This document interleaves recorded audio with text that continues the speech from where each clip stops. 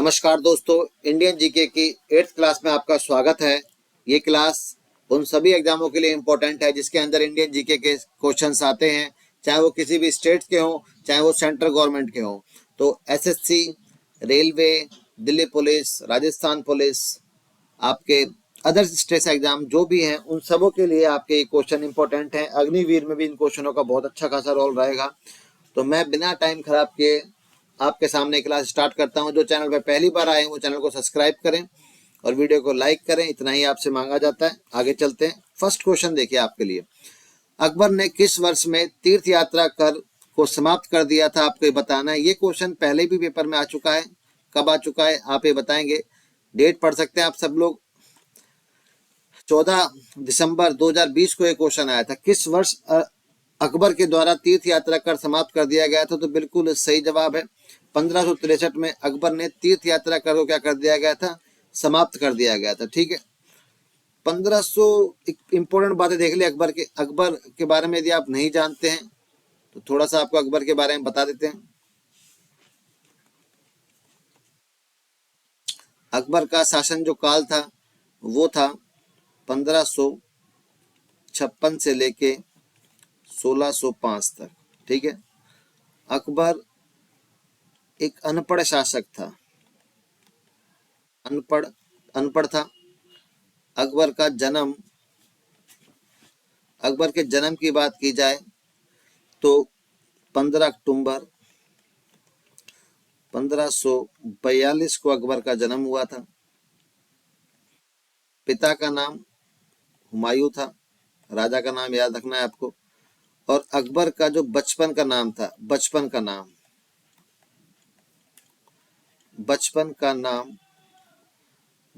नाम था बदरुद्दीन। बचपन का नाम क्या था, बदरुद्दीन। ये सारी बातें आपको अकबर के बारे में याद रखनी है। मैं यहाँ पे आपको बता रहा था 1575 में इसने फतेहपुर सीकरी के अंदर क्या किया था, एक इबादत खाना बनवाया। इबादत खाना बनवाया था, बनाया, सभी धर्मों के लिए बनाया था। बिल्कुल वो याद रखने वाली बात है। 1582 में दीन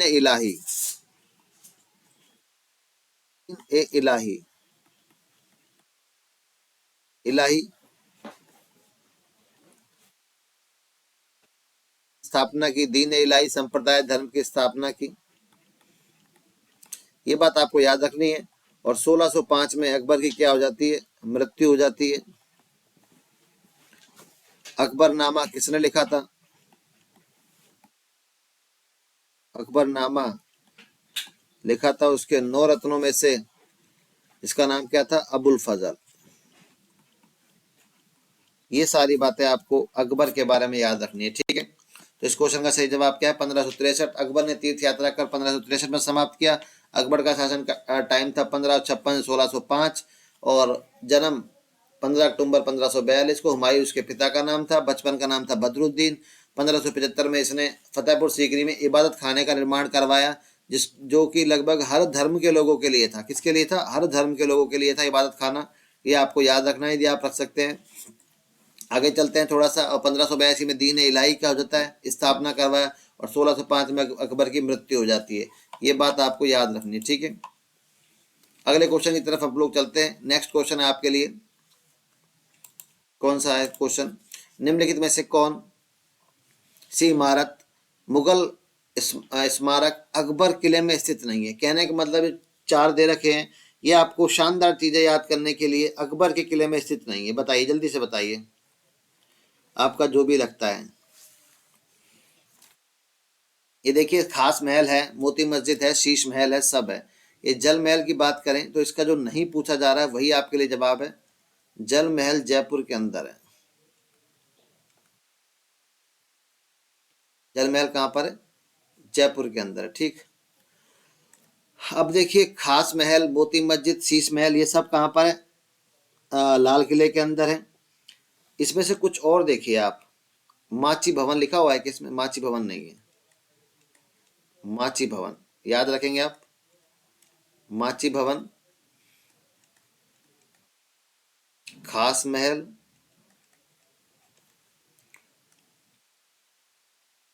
खास महल के बाद मोती मस्जिद,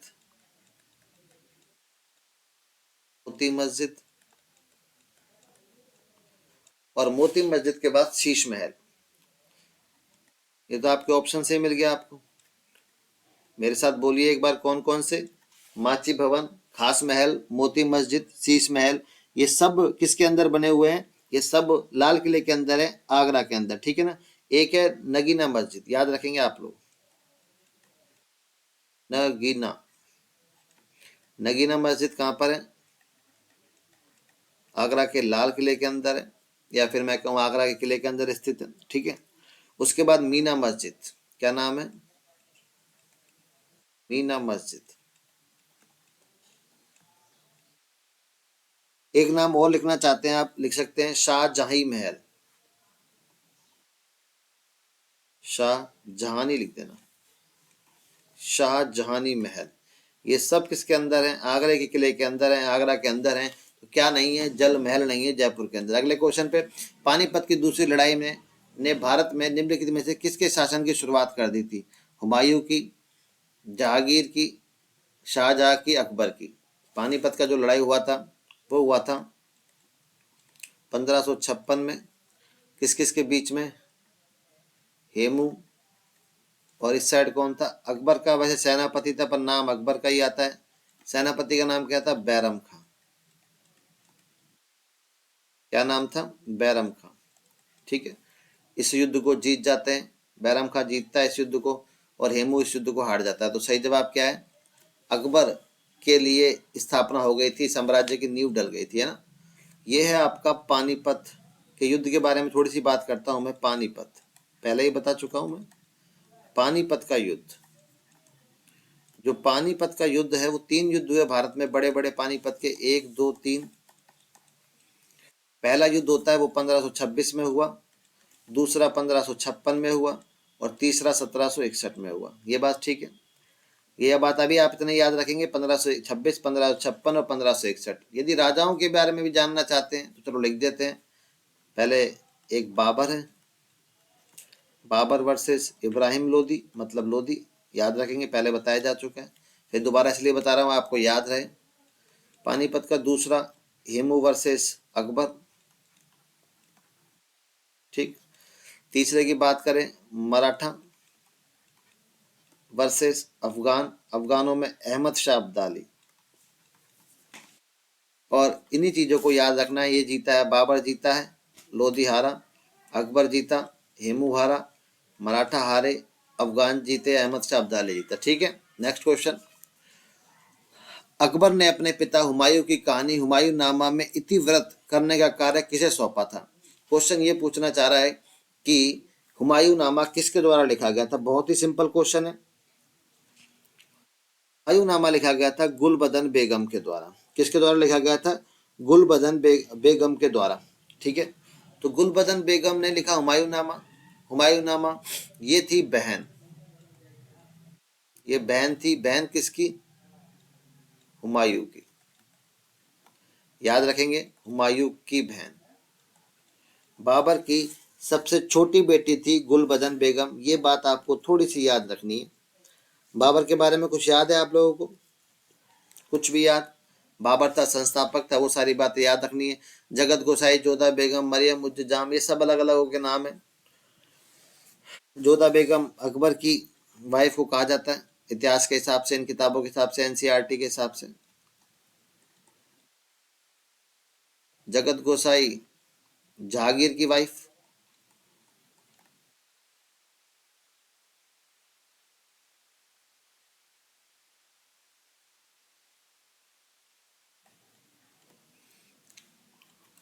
पत्नी है।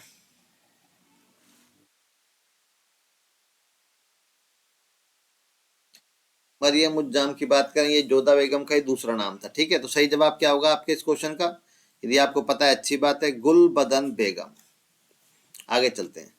दीन इलाही किसके द्वारा पारित किया गया था? दीन ए इलाही, अभी आपको बताया मैंने 1582, याद होगा आपको। 1582 के अंदर दीन ए इलाही किसके द्वारा पारित किया गया था?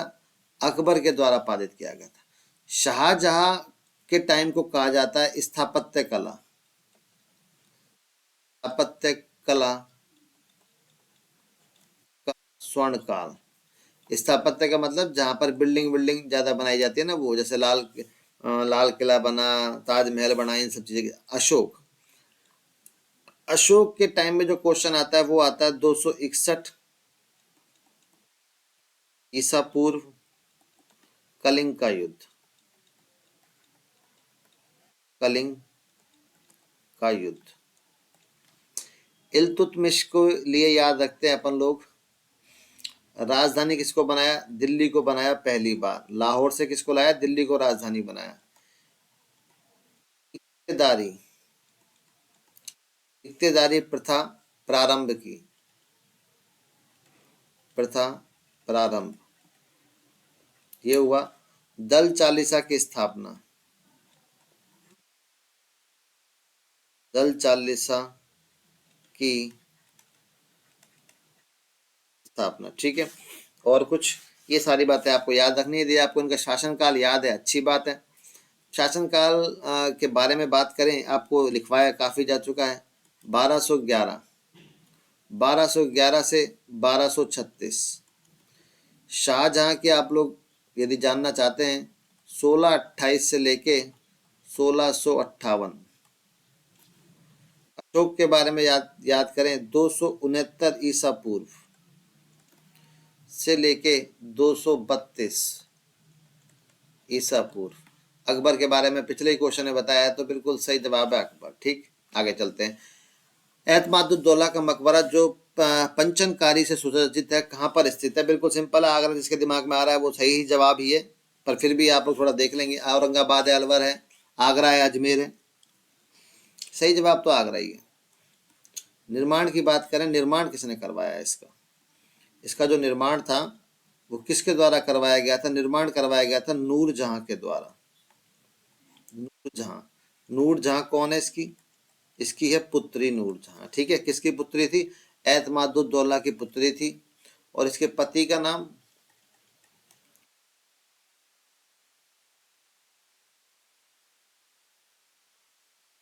जो पति था,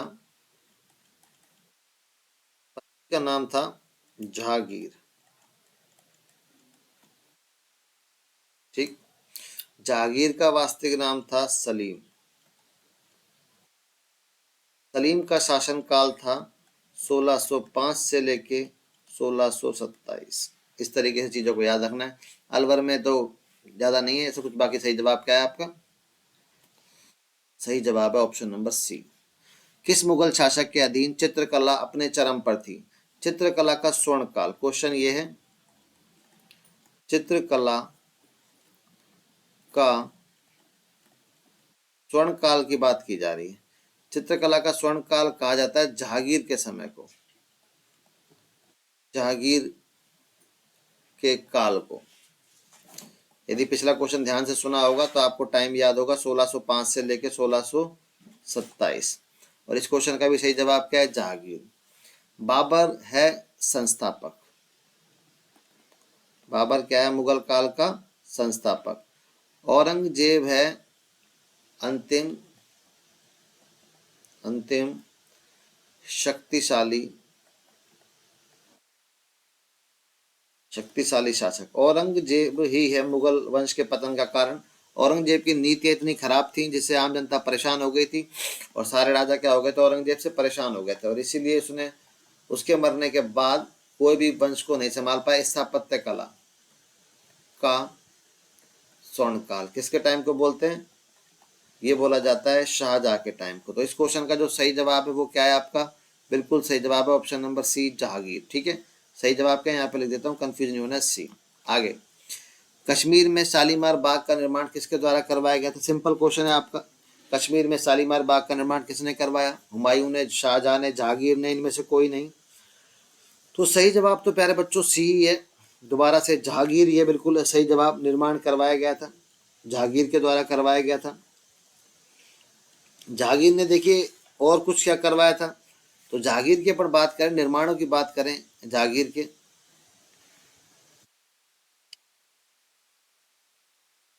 जहांगीर के निर्माण की बात करें तो सबसे पहले अकबर का मकबरा,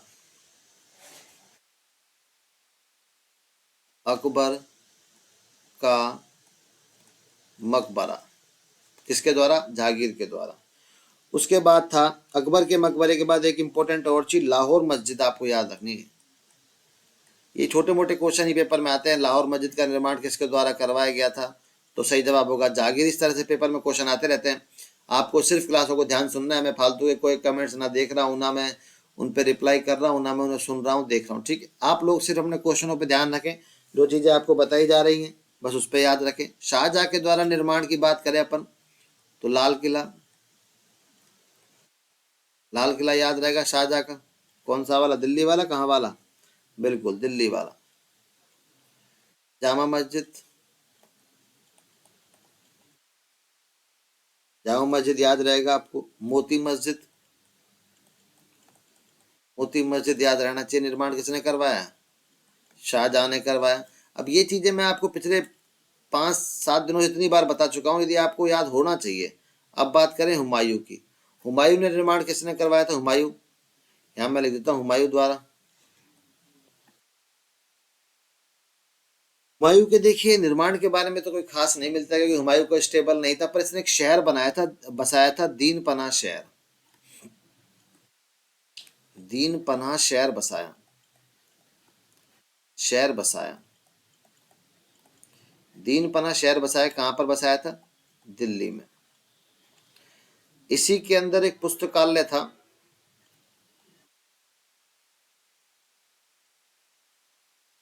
पुस्तकालय जिसका नाम था शेर मंडल।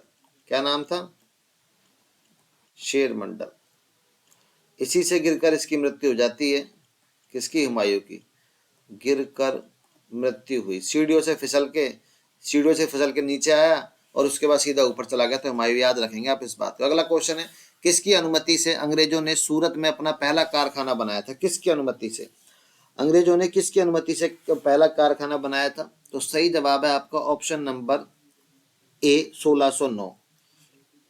1609 में देखिए आप, 1609 में captain Hawkins, captain Hawkins Jahangir से मिले, जहांगीर से मिले, याद रहेंगी बातें। 1611 में, मैं सारा सीक्वेंस बता दूंगा आपको। 1611 में मूसलीपट्टनम, मसूलीपट्टनम सॉरी, मसूलीपट्टनम, मसूलीपट्टनम में केंद्र, में केंद्र बनाया, व्यापार प्रारंभ किया, ठीक है।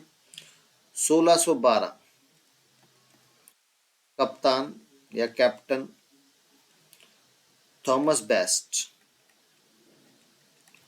थॉमस बेस्ट मिलते हैं, जहांगीर के टाइम चल रहा है, और ऑफिस कहाँ बनाया, केंद्र कहाँ बनाया, सूरत में। 1613 में भी अलग अलग आया, जबकि पेपर में जो आपके इंपॉर्टेंट आता है वो आता है 1615। 1615 sir Thomas Roe, sir Thomas Roe, ठीक है, ये आते हैं। और 1616 के अंदर दोबारा से मसूलीपट्टनम, मसूलीपट्टनम में कारखाना खोला, में कारखाना खोला, याद रहेगा। ये यदि सीक्वेंस याद कर ले तो आगे बहुत हेल्प मिलेगी। 1609 में कैप्टन हॉकिंस आते हैं, 1611 में मसूलीपट्टनम में केंद्र खोलता है, 1612 में कप्तान थॉमस बेस्ट। ये थोड़ा सा नया नाम है आप लोगों के लिए, बाकी दो तो आप जानते होंगे संभवतः। थॉमस बेस्ट सूरत में अपनी मीटिंग करते हैं और उसके बाद ऑफिस डालने की बात होती है। ऑफिस का मतलब है कारखाना, ठीक है, ज्यादा वो नहीं बनना है अपन लोगों को। अब्दुल हमीद लाहौरी की कृति बादशाह नामा उनके संरक्षक का आधिकारिक इतिहास है। अब्दुल हमीद लाहौरी, बताइए आप लोग, जो भी आपको सही जवाब लग रहा है। अब्दुल हमीद लाहौरी की जो कृति है बादशाह नामा, उनके संरक्षक का आधिकारिक इतिहास है, किसका है? जहांगीर का, औरंगजेब का, शाहजहां का या हुमायूं का?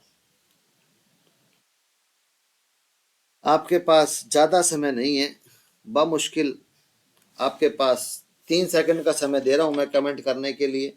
यदि आप कमेंट करना चाहते हैं तो कर सकते हैं, नहीं तो मैं आपको आंसर बता दूंगा। जो भी आपको लगता है, आपको सोचना जरूर होता है इसका, ऐसे नहीं आप सोचे ना, तो आपको आपका जवाब मिल गया होगा, शाहजहां। शाहजहां इस क्वेश्चन का बिल्कुल सही जवाब है, शाहजहां। बादशाह नामा बात करें, बादशाह नामा कौन सी भाषा में लिखा गया था? बादशाह नामा ये लिखा गया था फारसी भाषा में। कौन सी भाषा में लिखा गया? फारसी भाषा। फारसी भाषा के अंदर लिखा गया था ये। बस और क्या याद रखना है, किसने लिखा था?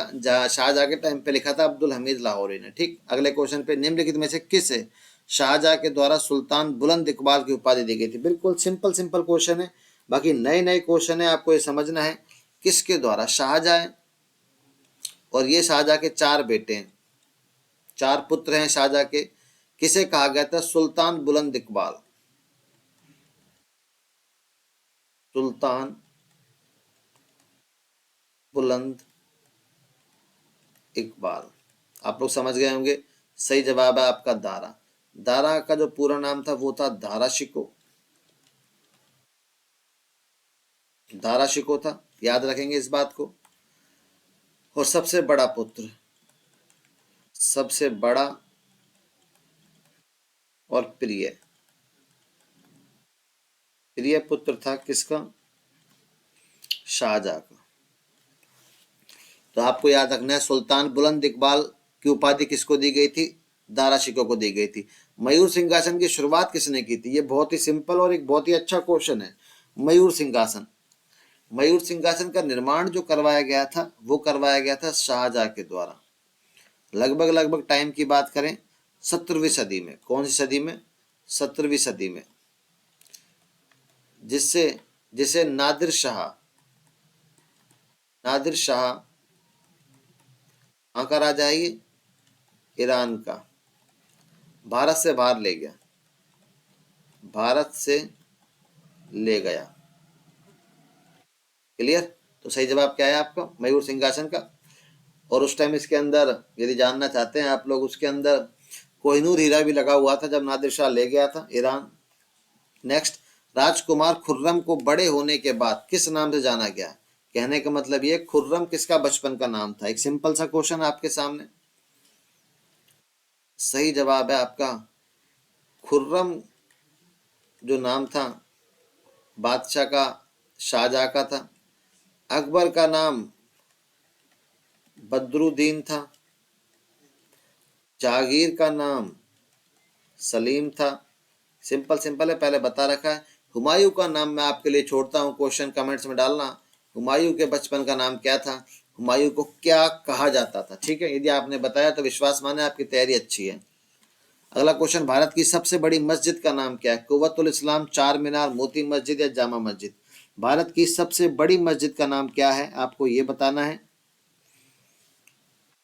सही जवाब है जामा मस्जिद। कहाँ पर है ये है दिल्ली के अंदर है जामा मस्जिद। कहाँ पर है? दिल्ली के अंदर है। निर्माण के बारे में बात करें तो बहुत ही सिंपल, आप लोगों के लिए पता ही है, काफी बार बता दिया गया है। निर्माण 1193 में इसकी नींव रख दी गई थी, में स्टार्ट हुई थी, प्रारंभ हुई थी। ठीक है। मोती मस्जिद कहाँ पर है? आगरा के अंदर। शाहजहां का नाम आपको पता है। चार मीनार कहाँ पर है? हैदराबाद के अंदर। हैदराबाद, हैदराबाद। और निर्माण का टाइम जो मिलता है लगभग लगभग वो मिलता है 1591। ये देखिए जामा मस्जिद दिल्ली के अंदर, जो मैंने कुव्वतुल इस्लाम बताया है ये भी कहाँ पर है? दिल्ली में ही है। कुव्वतुल इस्लाम की बात की गई है इसको, तो ये जामा मस्जिद इसका सही जवाब है, ये दिल्ली के अंदर है। ठीक है, जामा मस्जिद कहाँ पर है? दिल्ली के अंदर है। इसको बात को याद रखेंगे। सही आंसर क्या है हमारा? Jama Masjid, option number D. Next question, दीवाने खास और दीवाने आम का निर्माण दिल्ली के लाल किले में किसके द्वारा करवाया गया था? दीवाने आम मतलब आम लोगों के लिए, दीवाने खास मतलब खास लोगों के लिए।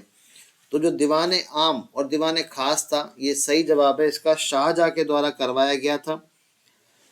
इसको आपको याद रखना है। आम का मतलब ही क्या होता है? आम का मतलब होता है जनता प्लस सैनिक। जो छोटे मोटे पद के होते हैं उनसे मुलाकात होती थी दीवाने आम में। और दीवाने खास का जो मतलब है विशेष लोग, जो प्रमुख अधिकारी हैं, उनसे बात होती थी।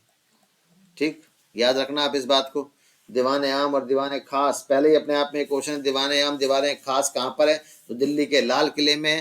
तो आपका सही जवाब पहले तो ये हो जाएगा। फिर निर्माण किसने करवाया? तो आप लोग देखेंगे शाहजहां के द्वारा। अगला क्वेश्चन, निम्नलिखित में से किस वर्ष सिख गुरु श्री हरकृष्ण जी को ज्ञान प्राप्त हुआ था? सिखों के गुरु थे श्री हरकृष्ण जी, उनको ज्ञान प्राप्त कब हुआ था? ये क्वेश्चन है आपके लिए, और यही एक अपने आप में शानदार क्वेश्चन है।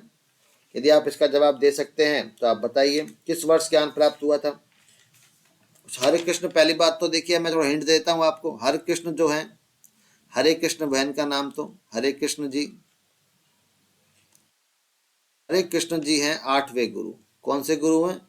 आठवें गुरु। आठवें गुरु को ज्ञान प्राप्त की बात की जा रही है। ज्ञान प्राप्त कब हुआ था? आपके सामने चार ऑप्शन लिखे हुए हैं, 1664, 1656, 1661 और 1678। तो सही जवाब होगा आपका ऑप्शन नंबर सी है, 1661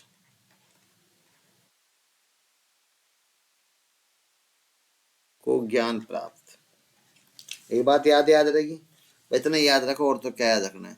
फ्रांसीसी आए थे, क्रांति, और अलग अलग डेट्स हैं, तो आपको याद रखना है। पहले गुरु आपको याद होने चाहिए। पहले गुरु कौन थे? गुरु नानक। मैंने पिछली क्लासों में सारा लिखवा रखा है आपको सीक्वेंस। गुरु नानक। 10वें कौन थे? गोविंद सिंह, गुरु गोविंद सिंह जी। उन्होंने किसकी स्थापना की थी? खालसा पंथ की। और 5 के दिए थे अपने लोगों को मानने के लिए। क्या दिया था? पहला कंगा दिया, केश दिए, कंगा, केश, कृपाण, कड़ा और कच्छा। ये बातें आपको याद रखनी। नेक्स्ट क्वेश्चन, सिख गुरुओं का नाम बताइए जिन्होंने पंजाबी भाषा लिखने के लिए गुरुमुखी लिपि विकसित की थी। इस क्वेश्चन को जानबूझ के छोड़ा गया था आपके लिए, पहले मैं बता चुका हूँ इसका आंसर। जिन्होंने पहले देखा है उनको बता चुका हूँ, और इसका सही जवाब है गुरु अंगद देव। डिस्क्रिप्शन के लिए पिछली वीडियो देखें आप आराम से। गुरुमुखी जो पंजाबी है उसको स्टार्ट किया था गुरु अंगद सिंह ने। 16वीं शताब्दी में गुरुमुखी लिपि की रचना दूसरे गुरु ने के द्वारा की गई थी। यदि आपको दूसरे गुरु का ही नाम याद है तो आप मुझे इसका बिल्कुल सही जवाब बता सकते हैं। और गुरुमुखी लिपि का भी आप अंदाजा लगा लेंगे, बिल्कुल सही जवाब है। सही जवाब है, आपको थोड़ा ध्यान से पढ़ना होता है बस, और कुछ नहीं है। मैं 40-50 मिनट ज़्यादा लंबी क्लास नहीं लूँगा। कारण ये है कि आप लोग फिर उसके बाद आपको क्लास लेने में दिक्कतें होती हैं, तो इसलिए मैं भी कोशिश करूँगा इस क्लास को इतनी ही देर में समाप्त कर दिया जाए जितनी देर में आप भी परेशान ना हो। गुरु गोविंद सिंह ने सिखों को 5 चीज़ें हमेशा धारण करने के आदेश दिए थे। निम्नलिखित में से उन चीज़ों में से एक नहीं है। केश है, कड़ा है, कंगा है, किला। देखिए आप समझ गए होंगे, किले के बारे में उन्होंने कुछ नहीं बोला। तो ये तो बोला ही था, केश बोला था, कड़ा बोला था, कंगा बोला था, कच्छा बोला था, कृपाण बोला था, किला नहीं बोला था। अगला क्वेश्चन आपके लिए, शिवाजी और सोयराबाई ने अपने बेटे का नाम रखा था। शिवाजी और सोयराबाई ने अपने बेटे का नाम, मतलब कहने का मतलब सिंपल सा वो ये पूछ रहा है कि शिवाजी के बेटे का नाम क्या था। यदि आप बता सकते हैं अच्छी बात है, नहीं बता सकते आप आंसर देखिए। जिन्होंने पहले कहीं भी पढ़ाई कर रखी है वो बिल्कुल इस क्वेश्चन का जवाब आराम से दे देंगे। शिवाजी और उसके बेटे का नाम क्या था?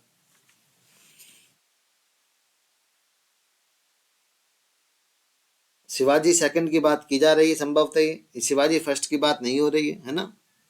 शिवाजी सेकंड की बात हो रही है, इसे थोड़ा सा ध्यान देना। और उनके बेटे का नाम था राजा राम। क्या नाम था? जिन शिवाजी को हम जानते हैं उनका नाम था संभाजी। इस बात को समझेंगे आप। तो इस क्वेश्चन को थोड़ा ट्रिकी क्वेश्चन है। और शिवाजी सेकंड की बात करें, 1689 में, सॉरी, किसकी मृत्यु होती है? किसकी मृत्यु होती है बताओ जल्दी से। 1689 में संभाजी की मृत्यु होती है। संभाजी की मृत्यु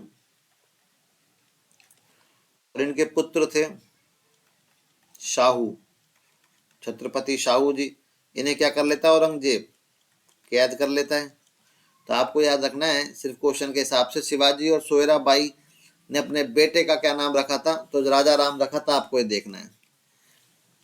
शाही और शिवाजी के बेटे का नाम, ये क्वेश्चन डबल है तो इसको मुझे लगता है जरूरत तो नहीं है रखने की। अगले क्वेश्चन की तरफ चलते हैं अपन। मराठा शासन में संदेश मुखी था एक, ये तो बहुत सिंपल सा क्वेश्चन है बिल्कुल।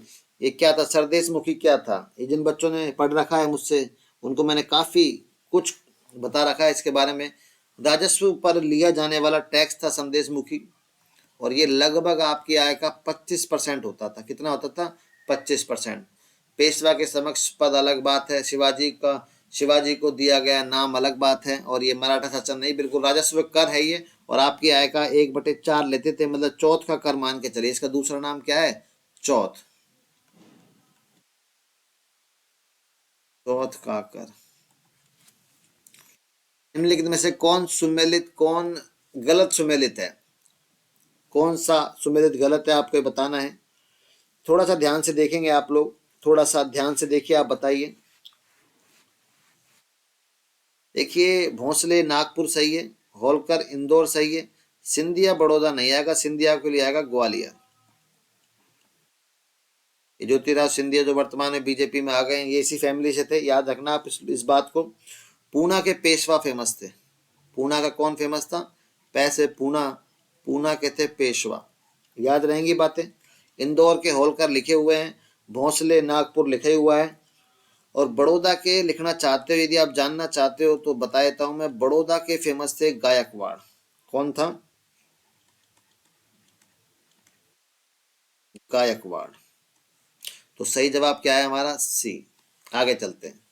निम्न में से कौन सा शहर मध्यकालीन हिंदू साम्राज्य विजयनगर से संबंधित अपने खंडरों के लिए प्रसिद्ध है और इस विश्व धरोहर स्थल घोषित किया गया? मतलब कि निम्नलिखित में से किसे विश्व की धरोहर स्थल में शामिल किया गया? आपको तो सिर्फ ये बताना है। क्लास अपने अंतिम चरणों में चल रही है, तो जिन बच्चों ने अभी तक क्लास को भी सब्सक्राइब लाइक नहीं किया है और चैनल को सब्सक्राइब नहीं किया है, वो अपने सपोर्ट के तौर पे इसे कर सकते हैं, जिससे हमें भी थोड़ा सही लगेगा कि हम जो थोड़ा बहुत बता रहे हैं आपको, ये संभवतः आपके काम में आ रहा है।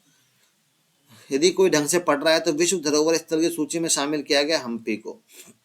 हम्पी थी विजयनगर की राजधानी, नगर की राजधानी। याद रहेंगी बातें। विजयनगर की राजधानी थी। लगभग ये बात कब की जा रही है? ये बात की जा रही है 15वीं ईस्वी की। ठीक, आगे चलते हैं। कृष्णदेव राय जिन्होंने 1509 से 1529 तक विजयनगर का शासन किया, किस राजवंश के थे? बहुत ही सिंपल है, पहले ही बता चुका था मैं, ये सब चीजें अपन पहले डाल चुके हैं ना प्रकाश में। ये 4 वंशों से मिलकर बना था संगम काल आपका। संगम काल, या फिर हम कहें विजयनगर साम्राज्य 4 वंशों से मिलकर बना है। संगम राजवंश, सुल्लुभ, तुल्लुभ और अराविद। इसमें से किसके थे कृष्णदेव राय? तो सही जवाब होगा कृष्णदेव राय थे तुल्लुभ वंश के। क्लियर, याद रहेंगी बातें। आपको ये चारों ही वंश याद करने हैं। चारों वंश यदि याद हैं तो ही विजयनगर साम्राज्य बनता है। विजयनगर काफी फेमस है दक्षिण भारत का विजयनगर साम्राज्य, क्योंकि बाबरनामा में बाबर ने यह कहा है कि भारत में सबसे शक्तिशाली कोई राजा था, वो था कृष्णदेव राय, यही वाले कृष्णदेव राय। ठीक है, और कृष्णदेव राय किससे? तुल्लु वंश से थे। और विजयनगर साम्राज्य, अब मैं लिखवाना चाहते हैं, आप लिख दे संगम, दूसरा तुल्लु, तीसरा सल्लुभ, और चौथे नंबर पे अराविद्दु। इन चारों से मिलकर बनाया विजयनगर साम्राज्य, जिसकी स्थापना 1336 के अंदर की गई थी। 1336 के अंदर। बहमनी साम्राज्य की स्थापना किसने की थी? बिल्कुल ये रिपीट क्वेश्चन है, पहले मैंने आपको 4-5 क्लास पहले पढ़ाया था। बहमनी साम्राज्य की स्थापना किसने की थी? तो सही जवाब होगा अलाउद्दीन बहमन शाह के द्वारा। किसके द्वारा की गई थी? अलाउद्दीन बहमन शाह के द्वारा की गई, और 1347 में की गई थी। ठीक है, 1347 के अंदर। और तो सब मोहम्मद बिन तुगलक, फिरोज शाह बहमनी, अलग अलग है, कोई मतलब नहीं इनका। गोलकुंडा किला निम्नलिखित में से किस राजवंश के दौरान बनाया, किस राजवंश ने बनाया था? ये एक नया क्वेश्चन है आपके लिए। गोलकुंडा का जो किला है, गोल मतलब जी, बीजापुर, G7, 1987, 1687 को गोलकुंडा पर औरंगजेब कब्जा कर लेता है। और ये वंश किसके द्वारा बनाया गया था आपको बताना है, सिंपल सा है। पहली बात तो ये पता हो, 13वीं सदी में, 13वीं सदी में इसका निर्माण हुआ और बनाया गया था कांकतीय वंश के द्वारा। ऑप्शन नंबर बी बिल्कुल सही जवाब है इसका। चालुक्य आपको पता है, चालुक्य गुजरात में शासन करते थे। गुप्ताओं का और मौर्यों का पूरा पहले शासन था, पहले मौर्य आए, उसके बाद गुप्ता आए थे। विजयनगर साम्राज्य और दक्कन सल्तनत के बीच में तालीकोटा का युद्ध किस वर्ष हुआ था? Very very most most most important question है।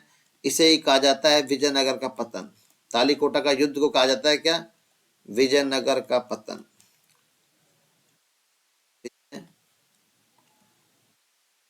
विजयनगर का पतन, विजयनगर साम्राज्य, साम्राज्य का पतन। आदिल शाह का मकबरा गोल गुम्बज किस राज्य में स्थित है? आदिल शाह का जो मकबरा है गोल गुम्बज किस रास्ते में, किस राज्य में स्थित है? तो सही जवाब है आपका ऑप्शन नंबर जो डी है। ऑप्शन नंबर इसमें देखिए थोड़ा सा दिक्कत है आपको।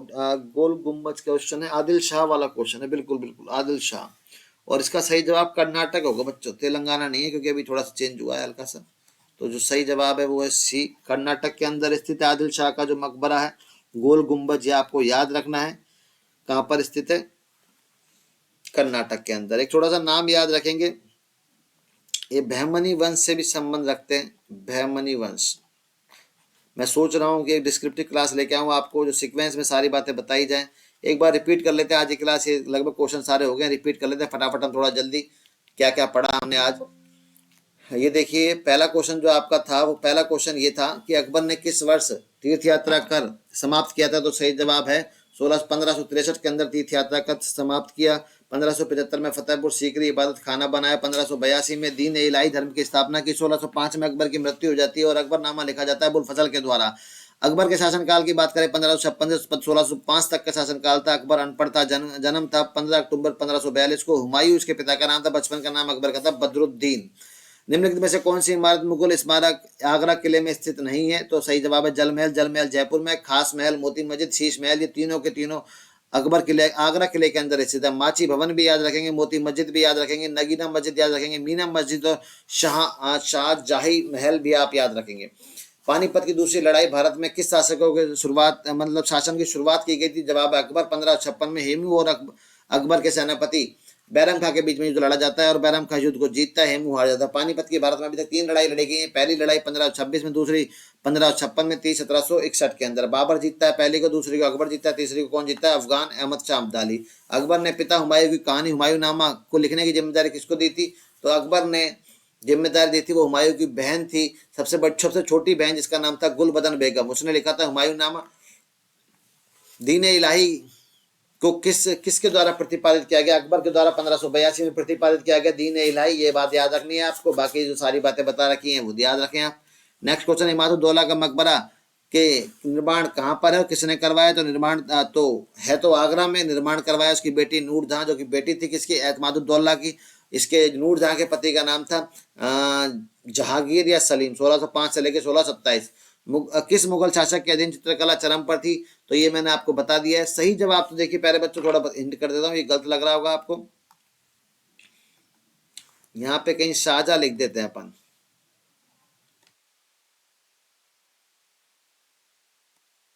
ठीक है, शाहजहां लिख दिया मैंने। शाहजहां नहीं है इसका जवाब, इसका जवाब है जहांगीर, जो मैंने टिक लगा रखा है, पर आपको उस टाइम देखने में लग रहा होगा शाहजहां। शाहजहां के टाइम को कहा गया है स्थापत्य कला का स्वर्ण काल कहा गया है, ये बात याद रखेंगे। अगला है, कश्मीर में शालीमार बाग का निर्माण किसके द्वारा करवाया गया? हुमायूं के द्वारा किया गया करवाया गया था। अकबर का मकबरा, लाहौर मस्जिद और ये सब चीजें लिखा हुआ है। किसकी अनुमति से अंग्रेजों ने सूरत में पहला कारखाना लगाया? तो जहांगीर की अनुमति से लगाया, कैप्टन हॉकिंस 1609।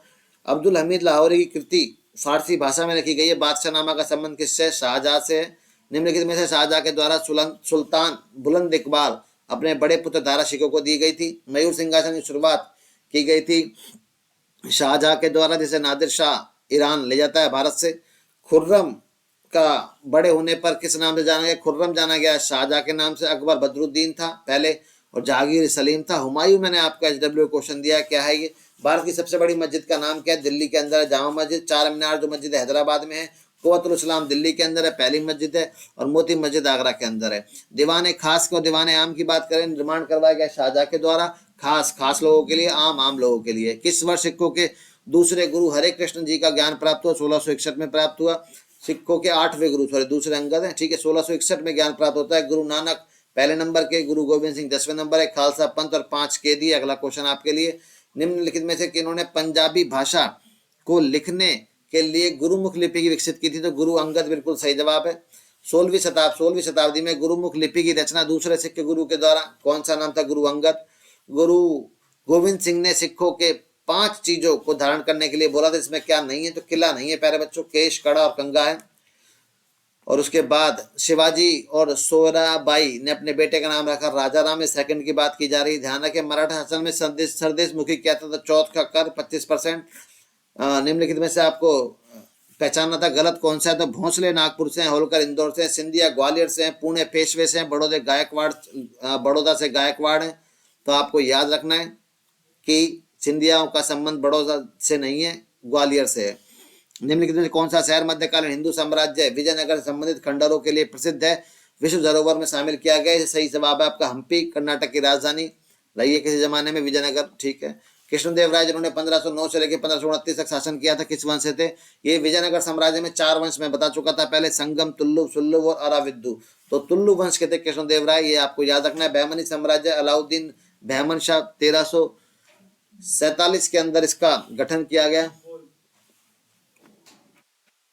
किला निम्नलिखित में से किस राजवंश के शासनकाल के दौरान बनाया गया था? तो सही जवाब होगा चालुक्य वंश के द्वारा नहीं, कांकतीय वंश के द्वारा बनाया गया 13वीं सदी के अंदर। विजयनगर साम्राज्य के दौरान दक्कन सल्तनत के बीच तालीकोटा का युद्ध किस वर्ष हुआ था? तो 1565 में लड़ा गया था तालीकोटा का युद्ध। विजयनगर साम्राज्य का पतन हो गया इस युद्ध के बाद। आदिल शाह का मकबरा गोल गुम्बद किस राज्य में स्थित है? कर्नाटक के अंदर है, सी। और इसी क्वेश्चन के साथ में आज की क्लास समाप्त होती है। धन्यवाद आप लोगों का जुड़ने के लिए। जिन बच्चों ने वीडियो को लाइक नहीं किया, लाइक कर दें, चैनल को शेयर कर दें। मुलाकात आपसे राजस्थान जीके की क्लास दोबारा अपलोड होगी। आज हम लोग एक नई क्लास लेके आने वाले हैं संभवतः आपके लिए, जो कि मैथ की क्लास होगी। वो कल से आपको लाइव मिलेगी, आपको मैथ के क्वेश्चन करवाए जाएंगे, वेरी मोस्ट इंपॉर्टेंट। तो अपना सपोर्ट बनाए रखें, जो भी आप हमारे लिए कर सकते हैं। चैनल को शेयर करें, वीडियो को लाइक करें, और कुछ करवाने की जरूरत भी नहीं है हमें। और आपको अपनी पढ़ाई पर ध्यान देना है। धन्यवाद।